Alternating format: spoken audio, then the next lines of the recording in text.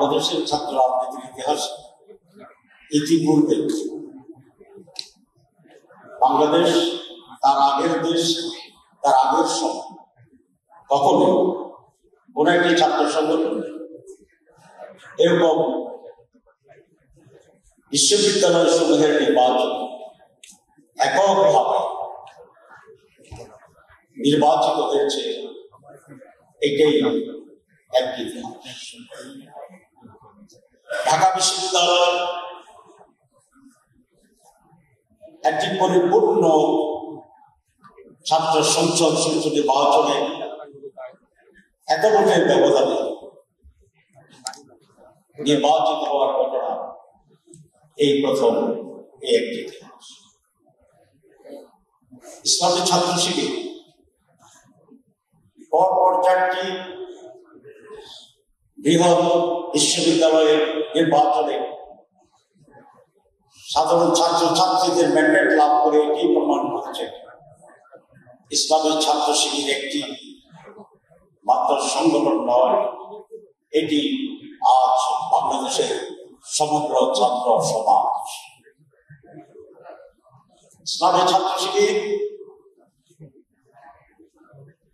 কতিপয় ব্যক্তির সমন্বয়ে একটি সংগঠনকে রিপ্রেজেন্ট করে না, সারা বাংলাদেশের সকল ছাত্র ছাত্রীদের প্রতিনিধিত্ব করে ইসলামী ছাত্র শিবির। আমি দুটো কথা বলে শেষ করব। নাম্বার 1, বিশ্ববিদ্যালয়ে নির্বাচিত আমাদের ভাইরা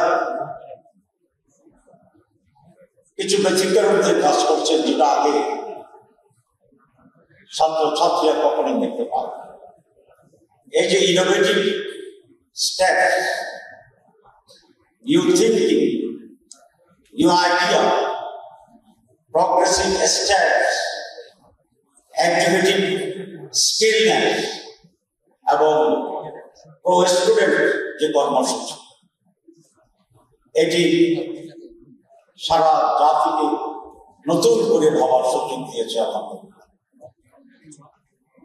বিশ্ববিদ্যালয়ের ডালের বৃহত্তরাটি বেড়েছে, আমি শুনেছি।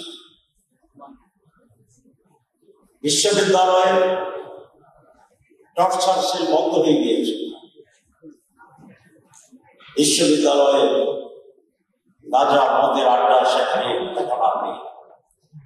জাহাঙ্গীরনগর বিশ্ববিদ্যালয়ের আমার বোন বলেছিলেন যে ওনাকে স্পন্সর ডাকসুর জন্য আছে।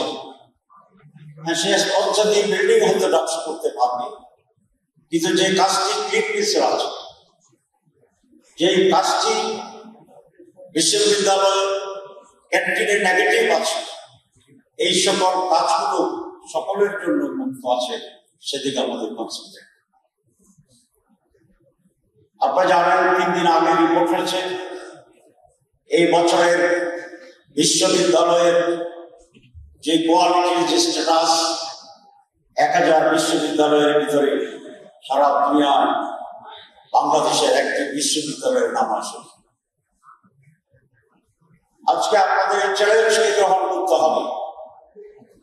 একাডেমিক্যালি আমাদের বিশ্ববিদ্যালয় সমূহ কিভাবে বিশ্বের সাথে তাল মিলিয়ে কোয়ালিটেটিভ নিয়ে যেতে পারে, আপনারা নির্বাচিত প্রতিনিধিরা সেভাবেও মনোযোগ দিয়ে নতুন ভাবে সাজানোর জন্য উদ্যোগ গ্রহণ করবেন, এটি আমার একটি অনুরোধ।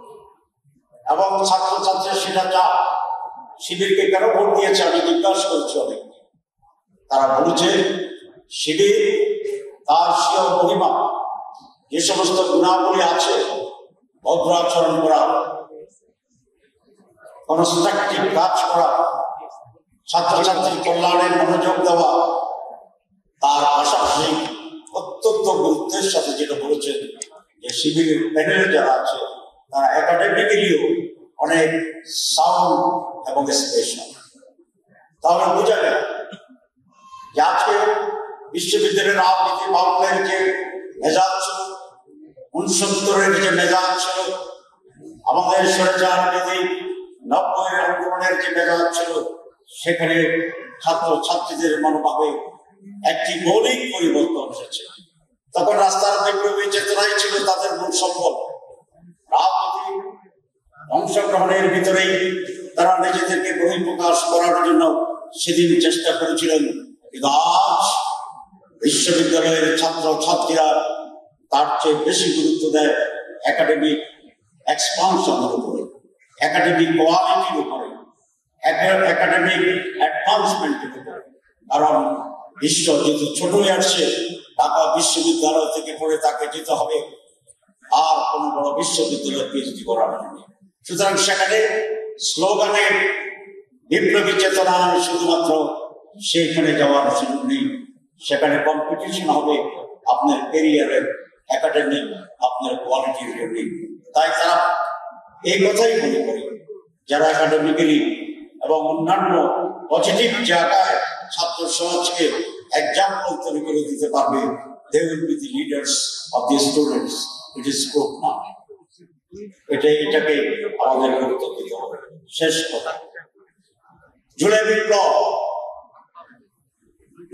বিশ্ববিদ্যালয়ের ছাত্রদের রক্তের বিনিময় হয়েছে নেতৃত্বের জায়গায়। সারা দেশ তাদের সাথে ছিল খুব সুন্দর। আপনাদের সেই সংগ্রাম ফ্যাসিবাদকে বিতাড়িত করেছে ভারতে, কিন্তু এই সংগ্রাম শেষ হয়নি। আপনাদের সেই সংগ্রাম দিয়ে বাংলাদেশের দুর্নীতিকেও প্রশান্ত মহাসাগরে ফেলে দিতে হবে। আপনাদের এই সংগ্রামের কন্টিনিউশন একটি সুস্থ গণতান্ত্রিক দেশ এবং রাষ্ট্র গঠনের জন্য এখনো যে লড়াই অব্যাহত আছে, সেইটাকে এগিয়ে যাওয়ার জন্যই আপনাদের ভূমিকা নিতে হবে। আর সংস্কার নিয়ে যে জটিলতা তৈরি করেছে পরিকল্পিতভাবে, একটি সুষ্ঠু নির্বাচনের জন্য যেই পাঠতন্ত্রের কথা, সেইখানে সমস্যা তৈরি করা হচ্ছে যে ইচ্ছাকৃতভাবে কোন একটি অশুভ শক্তি এখনই এটাকে থামিয়ে দেওয়ার জন্য সেই ডাকসু রাকসু জাকসু চাকসু এবং ছাত্র সমাজকে আবার বড় ধরনের ভূমিকা নিয়ে এটাকে থামিয়ে দিতে হবে, স্তব্ধ করে দিতে হবে। আগামী যে নির্বাচন, যে স্পিরিট চেতনায় তরুণ ছাত্রীরা একটি আদর্শবাদী দলকে সমর্থন দিয়েছিল বা এখনো দিয়ে যাচ্ছে, আগামী নির্বাচনের 4 কোটি তরুণ ছাত্র সমাজের যেন সেই ধারাবাহিকতায় বাংলাদেশের একটি পজিটিভ পরিবর্তনের জন্য সিদ্ধান্ত নিয়ে আদর্শবাদী দল এবং দল সমূহকে বিজয়ী করে এবং সেই বিজয়ের জন্য মাঠে অংশগ্রহণ করে সেইভাবে তরুণ সমাজের মাইন্ডকে প্রস্তুত করার জন্য আপনাদের এখন থেকে ভূমিকা নিতে হবে। আপনাদেরকে সেই রকম ছোট ছোট করে মেসেজ তৈরি করতে হবে, ছোট ছোট করে থিম তৈরি করতে হবে, ছোট ছোট করে আইডিয়া তৈরি করতে হবে এবং সারা বাংলাদেশে তরুণদেরকে সেই স্পিরিটে গ্রামে গ্রামে বাড়িতে বাড়িতে গিয়ে মানুষকে সংগঠিত করার জন্য যে ঢেউ, যে ওয়েভ, যে হাই, যে স্রোত, সেটাকে তৈরি করার জন্য right now you have continue your efforts, সেটাকে অব্যাহত রাখতে হবে।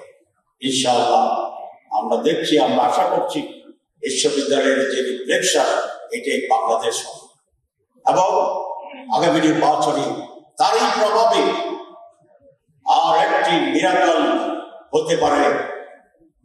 আমরা এটা দৃঢ়ভাবে বিশ্বাস করি ইনশাআল্লাহ।